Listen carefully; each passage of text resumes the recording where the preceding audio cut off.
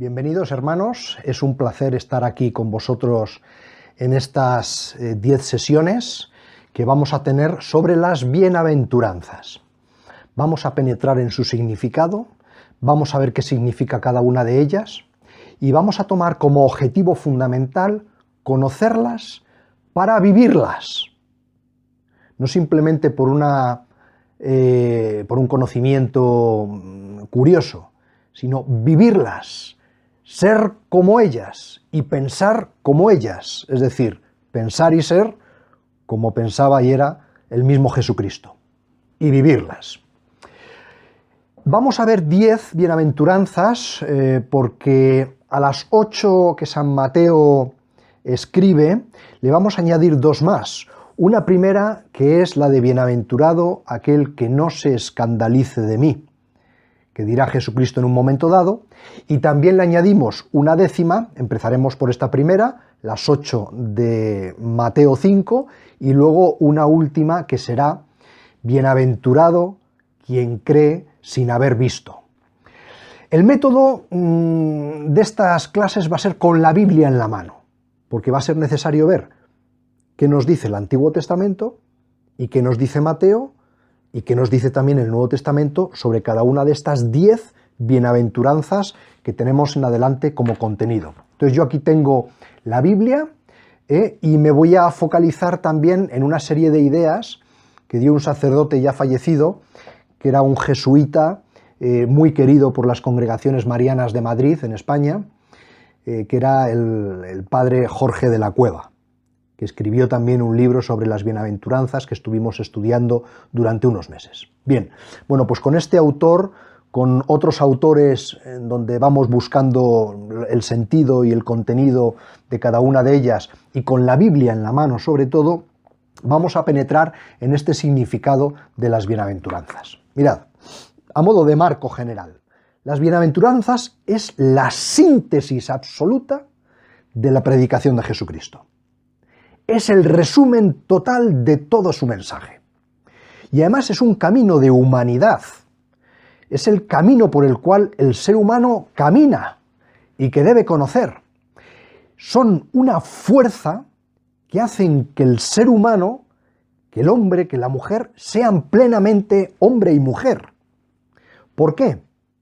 Porque nos llaman al amor sin límites, al amor sin límites. Estamos hechos del amor. San Juan Pablo II lo dirá de una manera preciosa. Venimos del amor y estamos hechos para amar. Y nuestra vida carece de sentido si no nos encontramos con el amor, si no lo experimentamos vivencialmente, si no amamos y somos amados. Un hombre que la palabra amor la deja de lado y no la experimenta en su vida, es un hombre sin sentido. Es un camino que no tiene salida. Llega a la oscuridad absoluta. Por lo tanto, las bienaventuranzas se nos proponen como un proyecto de vida. Es un proyecto de vida que, si viviéramos con total plenitud, solucionaría los problemas más graves en los que nos metemos. Solucionaría los problemas más graves de toda la humanidad y haría que todas las dificultades ante las que nos posicionamos resultaran pequeñas, resultaran absurdas, resultaran posibles de superar, cosa que a veces nos hundimos ante ellas, y los graves problemas que sufre la humanidad son precisamente porque vamos por el camino contrario de las bienaventuranzas. Por lo tanto, es la síntesis de Jesucristo, es el amor sin límites y es un camino absolutamente humano. Están vigentes hoy en día. Hoy en día están vigentes, siendo proclamadas hace 2020 años. Son sencillas, no son complejas, y sin embargo son absolutamente originales, absolutamente originales. Están sin estrenar. Solamente las han vivido los grandes santos, todos los santos, todas las personas que ya gozan de la gloria de Dios. Pero podríamos decir que en el mundo todavía no hemos descubierto el potencial que tienen. Son siempre nuevas, porque el amor hace nuevas todas las cosas. Por lo tanto, son originales y son siempre nuevas. Claro, ¿cuál es nuestro peligro cuando nos posicionamos, quizá como cristianos, delante de ellas? Que nos las sabemos, que están muy manidas, que todo el mundo habla de ellas, pero seguimos sin vivirlas. Ojalá el Espíritu Santo en estas pequeñas charlas nos ayude a descubrir su riqueza, su profundidad, su altura, su anchura, y nos ayude a descubrir la riqueza del amor de Jesucristo que tuvo por nosotros al dejárnoslas como guías en esta tierra y al hacer por nosotros todo lo que hizo. Por lo tanto, le pedimos al Espíritu Santo, desde luego, esa gracia que nos haga experimentar las bienaventuranzas como el camino que Jesucristo nos deja, un camino de amor y un camino de imitación y de seguimiento. Mira, el Nuevo Testamento fue escrito en griego, y esto ya nos da una información crítica, y es que el mensaje de Jesucristo está abierto al mundo universal, no solo a los judíos, sino al mundo universal. ¿Por qué? Porque el griego era como hoy el inglés, el idioma internacional. Sabéis todos que cuando Cristo es crucificado, ponen el letrero que es la causa de su muerte, o la sentencia de su muerte, Jesús de Nazaret, rey de los judíos, o el que ha dicho que era rey de los judíos, que quieren algunos de los fariseos que están mirando toda la escena, quieren cambiar. Jesús de Nazaret, rey de los judíos. Ese es el INRI famoso, Iesus Nazarenus Rex Judeorum. Bueno, pues eso está escrito en arameo, en hebreo, que era la tierra local, el idioma local, en latín, porque es el idioma romano, el italiano antiguo, podríamos decir, el idioma romano, y en griego, porque era el idioma universal, de tal manera que cualquier viajero que entrara en Jerusalén y viera la escena, supiera qué estaba aconteciendo, aunque no hablara el idioma local. Por lo tanto, los evangelios están escritos en griego. El evangelio de Mateo nos viene en griego también a nosotros. Sin embargo, es verdad que el original está escrito en arameo. ¿Por qué? Se conservan muy pocos textos del Mateo original arameo, pero alguno hay. ¿Por qué en arameo? Porque Mateo quiere demostrar al judío que Jesús de Nazaret es el verdadero Mesías. Es el verdadero Mesías, es el esperado por todo el pueblo de Israel desde siempre. Y esto es fundamental, y esto lo quiere demostrar, de hecho, Mateo. Por eso es un evangelio tremendamente eclesial, habla continuamente de la iglesia. ¿Por qué? Porque la iglesia o la comunidad de los creyentes son aquellos que sustituyen al pueblo de Israel en la historia de la salvación. Por lo tanto, va por un cauce que jamás había sido pensado. El mesianismo de Jesucristo jamás había sido pensado como aquí plasma Mateo. Un Cristo pobre, un Cristo que llora, un Cristo que sufre, que es perseguido por causa de la justicia y que va como un cordero manso al matadero. Es un cauce absolutamente distinto. El Mesías esperado por todos los judíos era un Mesías político, era un Mesías guerrero, que iba a quitar el poder romano de encima para poder dar el poder a los judíos y hacerles un gran pueblo. Por lo tanto, va por otro lado. Y entonces Mateo habla del reino de los cielos, que en Marcos y en Lucas será el reino de Dios, y en San Juan será la vida eterna. Es exactamente el mismo paralelo. ¿Qué es esto? La Iglesia. La Iglesia. Es la Iglesia. El reino de los cielos ya está entre nosotros. Es la Iglesia. Y es una Iglesia que es la comunidad de los creyentes, que está aquí en la tierra, peregrina hacia el cielo, pero también está gloriosa, pero también está en el cielo gloriosa y reinante. Bueno, el Evangelio de Mateo tiene 5 grandes partes, o 5 grandes bloques, que son los siguientes. Primero, la promulgación del reino de los cielos, que termina en el discurso del Sermón del Monte, el discurso evangélico de Mateo 5. Segundo, la predicación del reino de los cielos, que acaba con el discurso apostólico de Mateo 10. Tercer bloque, el misterio del reino de los cielos, que acaba con el discurso de las parábolas, Mateo 13. Cuarto bloque, la iglesia como primicias del reino de los cielos, que acaba con el discurso eclesiástico de Mateo 18. Y por último, la próxima venida del reino de los cielos, que termina con el discurso escatológico en la última cena. A partir de ahí viene la condenación de Jesucristo y su pasión, la consumación, la realización de todo el proyecto de Dios, la muerte y resurrección de Jesucristo para nuestra salvación.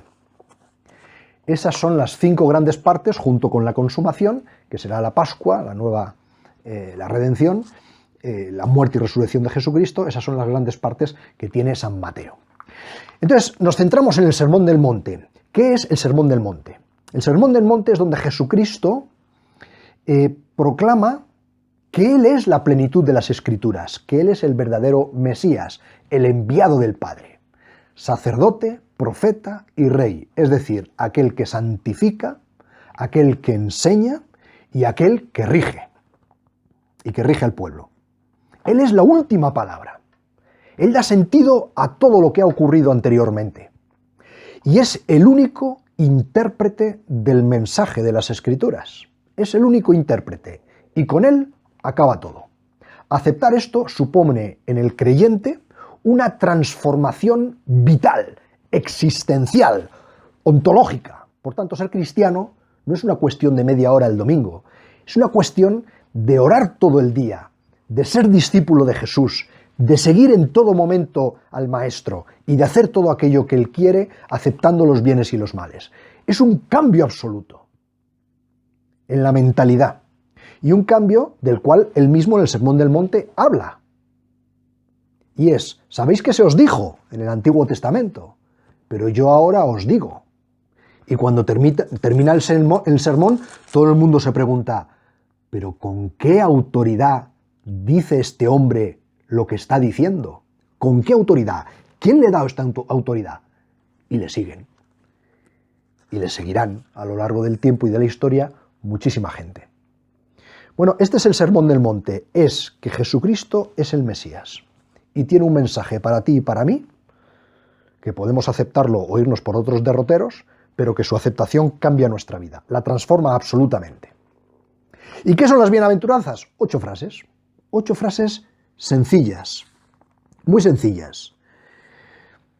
Las tenéis en Mateo 5, del 1 al 11. No las vamos a leer, las vamos a poner en texto debajo del vídeo para que podáis tenerlas a la vista mientras podéis ver el vídeo y escuchar las distintas charlas, ¿vale? Pero son 8 pilares fundamentales del mensaje. Jesucristo con esto no informa a nadie, sino que postula una serie de actitudes para la transformación del oyente en seguidor incondicional de Jesucristo, en discípulo. Postula estas actitudes de la pobreza, del sufrimiento, de la mansedumbre, de la paz, de la transformación, de la justicia, para que aquel que lo escuche se transforme. O se admite o se rechaza. O lo sigo y amo, porque Él mismo es el mensaje, Él mismo son las Escrituras, o me identifico con Jesucristo y por lo tanto con las bienaventuranzas, o la rechazo. La actitud para aceptar a Jesucristo son las propias bienaventuranzas. Son los pilares. Claro, aquí Jesucristo tiene una audacia tremenda. ¿Por qué? Porque el Sermón del Monte es el discurso inaugural, es el primero. Mateo 5. Y es su programa. Es el discurso programático. Yo os invito a que leáis no solo los 11 versículos, sino el capítulo 5, 6 y 7, porque esto se acepta o uno está a galaxias y a años luz de lo que significa ser un discípulo de Jesucristo. Sobrecoge que Jesucristo comience de esta manera su predicación. Muchos lo vieron ese día. ¿A quién predicó? Predicó a las familias, predicó a los padres y a las madres de aquel tiempo, a los hijos, a los niños, a los ancianos, a los jóvenes, y muchos le siguieron, aun preguntándose con qué autoridad decía esto. Y aún hoy hay gente que le sigue, pero sobrecoge la audacia con la que Cristo empieza su propia predicación. Hay una pregunta, claro, sabéis que se os dijo, pero yo os digo. Y parece como que enmienda la plana al Antiguo Testamento, como que corrige el Antiguo Testamento. La pregunta es, ¿están las bienaventuranzas ya recogidas en el Antiguo Testamento? Sí, indiscutiblemente, no son extrañas. De hecho, la gente las escucha y no son extrañas. Los anahuín son los pobres de Dios, que es el resto de Israel que queda tras el destierro a Babilonia, etcétera. El que sufre en los salmos, el siervo sufriente también de Isaías. O sea, no estarán explícitas, pero están. Y Jesucristo las recoge y las lanza como los 8 pilares fundamentales de su programa, de su predicación. Claro, solo el mismo autor de la Biblia podría haber hecho esto. Podía haberlas descubierto, enumerarlas, darles un contenido nuevo. ¿Quién es el autor de todas las Escrituras? El mismo Dios. Por lo tanto, solo el mismo Dios, como era Jesucristo, que conocía perfectamente el Antiguo Testamento como su autor y luego como hombre que era debido a la meditación continua que tenía. Veis que en las Escrituras él siempre sale en muchas ocasiones a explicarlas dentro de la sinagoga, como puede hacer un pastor o un sacerdote dentro de una iglesia.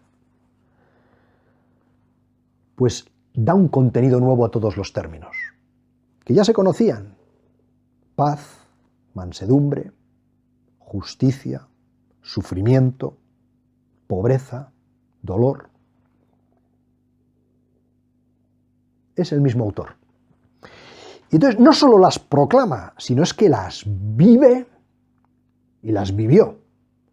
Y digo las vive hoy en día, porque ¿dónde podemos encontrar a Jesucristo cumpliendo plenamente estas bienaventuranzas? Porque uno puede decir, Jesucristo ya murió, resucitó, ascendió a los cielos y está en la gloria del Padre, ¿verdad?, junto con todos los salvados, pero todavía las sigue viviendo en la Eucaristía.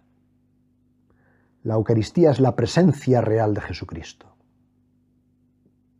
en esta tierra. Pero es una presencia que actúa, es presencia y acción.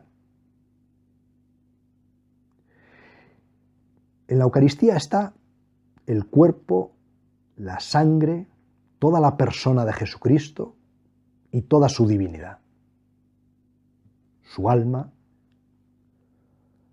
Y no está quieto, porque es el sacramento del amor, y el amor no para, el amor no para, el amor está continuamente activo, continuamente activo. ¿Me amas? Pon la mesa. ¿Me amas? Recoge los niños. ¿Me amas? Haz esto por mí. Por eso cada bienaventuranza se verifica en todos los sagrarios del mundo. ¿Cómo se queda Dios entre nosotros? En forma de pan, pobreza. ¿Cuántos desprecios recibe por estar bajo esas especies de pan y vino? Ahí está el sufrimiento, ahí está la soledad, ahí está la persecución que recibe, siendo muchas veces incluso insultado, blasfemado, profanado. En cada sagrario de este mundo se verifican las bienaventuranzas, no solo como una proclamación que hizo Jesucristo hace 2000 años, sino realmente como una vivencia que Él mismo hoy tiene entre nosotros. Ese es el ejemplo que Él nos da. Ese es el ejemplo que él nos da. Y nos surge por último ya una pregunta. ¿Son obligatorias? Si es su discurso inaugural, si arranca de aquí su predicación, si él mismo las vive, para mí, hombre de hoy, del siglo XXI, ¿son obligatorias? Sí, pero son la cumbre del amor sin límites. Podríamos decir que el decálogo, que son los 10 mandamientos, es el suelo. No se puede ir más abajo. Romper el decálogo es el pecado. ¿Dónde están las bienaventuranzas? Es quitar el techo. Y es tener el cielo como límite. El último mandato que Jesucristo nos da es: amados entre vosotros como yo os he amado. Por lo tanto, las bienaventuranzas es quitar el techo e ir más alto. Son una nueva mentalidad que ahora nos sorprende, pero ¿cómo que son obligatorias? ¿Es que hay que ser pobre? ¿Es que hay que llorar? ¿Es que hay que luchar por la paz? ¿Ser manso con quien me persigue? ¿Qué tengo que hacer? Pues en cada una de estas charlas, que serán 10, una por bienaventuranza, iremos desgranando cada una de ellas. ¿Qué se encuentra en el Antiguo Testamento? ¿A qué se refiere Jesucristo en el Nuevo? Y cómo al hombre del siglo XXI este mensaje es nuevo y nos sigue afectando. ¿Para qué? Para el seguimiento radical de Jesucristo, en el amor. Realmente el que ama cumple las Escrituras.